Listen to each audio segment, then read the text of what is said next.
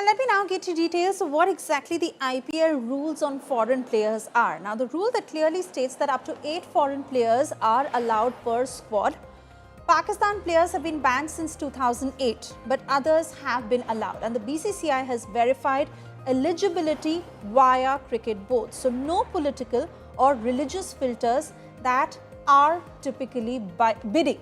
Let me take this to my colleague Nikhil Naz, now joining us on the broadcast. Nikhil, it is important to define the ambit within which the rules of the ICC and the BCCI fall, because every time a controversy like this erupts, when it was an adversary nation or when tensions lie between India and that particular nation.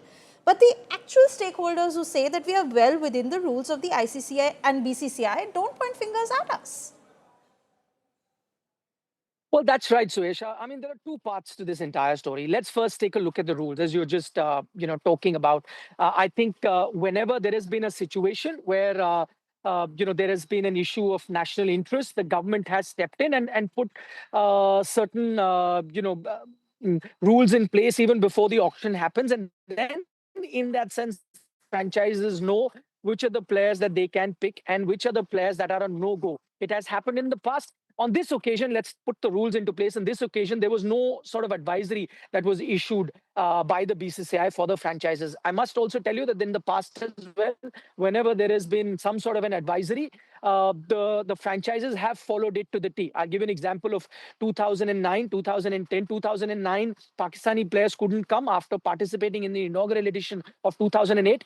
And in 2010, there was another scenario where there were multiple Pakistani players in the auction. And that year, in fact, Pakistan were the defending champions of the T20 World Cup. And yet not a single player was picked because the Home Ministry had told the BCCI that, listen, we will not be giving visas to Pakistani players. So you should be well aware of this. And if that was the scenario, clearly those players couldn't have participated in the auction. So even while there were a lot of Pakistani players in the auction, not a single franchise bid for them, knowing fully well that they won't be allowed to play.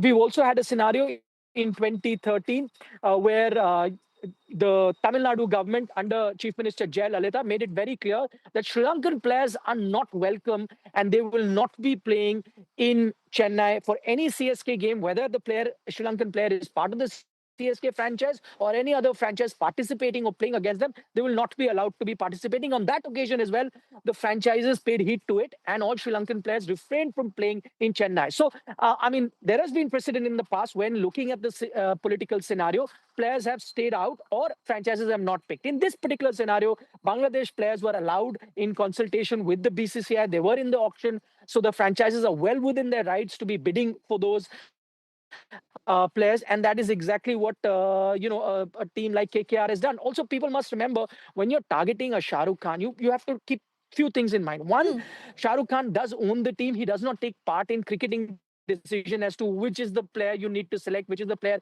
that you're not supposed to select. That is done by the cricketing brain, the team that they have. And secondly, Shah Rukh is not the only owner. There are three different owners of KKR. All of them put together make the KKR team. And that is why Mustafizur then has been picked. So on that front, I think they followed the rule to the T. Very correctly pointed out, Nikhil.